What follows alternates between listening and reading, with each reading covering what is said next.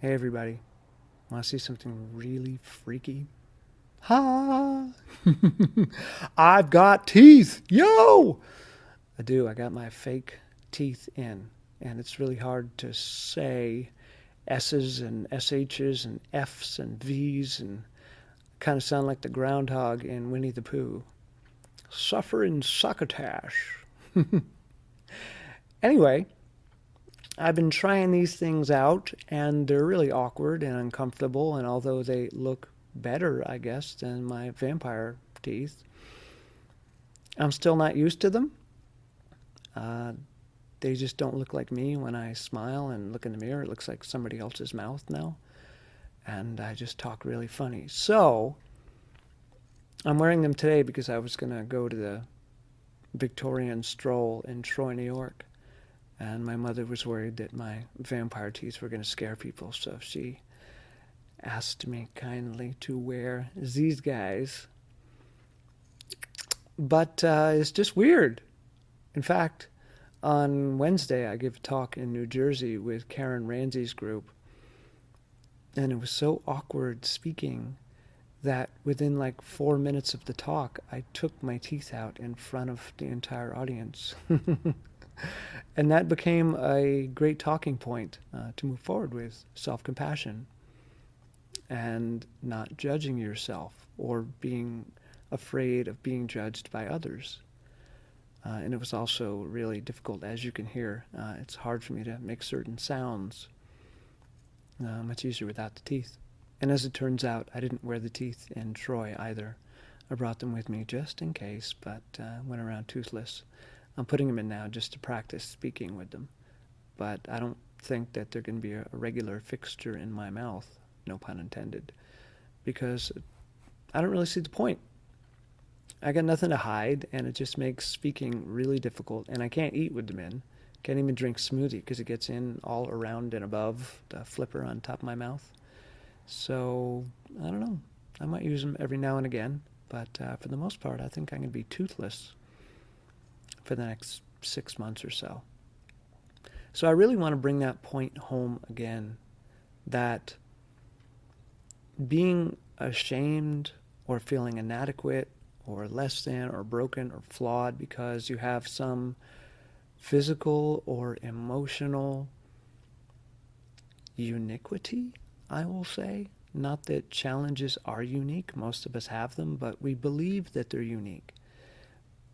It's really easy for me to think that my teeth are the only teeth being noticed on the street or in any room that I walk into, that for some reason everybody's going to be focused on my teeth. And the reality is it's just not the case. Most people are focused on themselves and what they think and what people are thinking of them, and they rarely look at you and notice you. And if they do, because you have vampire teeth, and it is a little bit obvious, they're probably just curious, like, what happened? What's up with that guy? Why does he have no teeth? And that's the point for you to start a conversation. Whatever the challenge is, whatever the perceived flaw you have, you can talk about it. It's perfectly acceptable to bring it up in conversation. If you think someone is checking it out, you can make a joke about it. That's what I did in my talk on Wednesday. I joked about it. I made fun of it. I showed my vulnerability in front of a group of people. Not only am I public speaking as someone with social anxiety disorder, but I'm taking out my teeth and going toothless a couple minutes into the talk. Not to show off, but just to walk the walk. If you're going to talk the talk, you have to walk the walk. And I wanted people to see that it's okay to be vulnerable. It's okay. It's okay not to be perfect. In fact, does having no teeth mean that you're not perfect? Does it really change me as a person? Does it change you when something about you changes? Does it change who you are on the inside? It can if you focus on it. It can if you obsess over it. It can if you say that it changes who you are or changes your value. But I don't think it changes my value. And not because of what people on the outside are seeing or saying, but simply because I'm looking at it from the inside out. not the outside in. Have my insides changed? No. So I check in with my insides. Still feel the same. Okay, then I guess nothing has changed. I guess my value hasn't changed. But if we're looking to find our value from the outside, then we can perceive other people's criticisms or comments or looks as an assignment of value somehow, or a lowering of value. But that's up to us. We can look from the inside out, because that's where you are anyways. You live on the inside. So find your value on the inside. And I am a highly undervalued person as I say that. If you're familiar with the book, The Undervalued Self by Elaine Aron.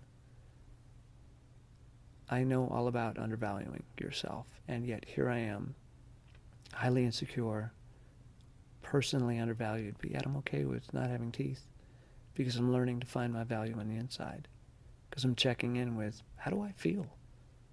Am I excited about life? Do I have things to contribute? Am I working on something that really lights me up and I think is going to make a difference that I can't wait to share with the world? Yeah. Do I want to get out there and shake it up? Does my experience of climbing a mountain change because I don't have teeth? Is Europe less beautiful because I don't have teeth? Is the Florida sun less warm because I don't have teeth?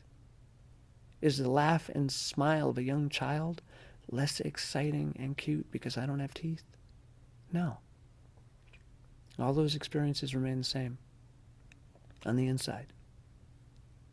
So I'm continually reminding myself to dip into that pool in me on the inside and drink from that source, and not to get my value from the outside, from the cesspool where I cess to be. You know, it's funny, I'm actually a little bit more embarrassed to be speaking with this fake prosthetic in my mouth than I am to be without teeth.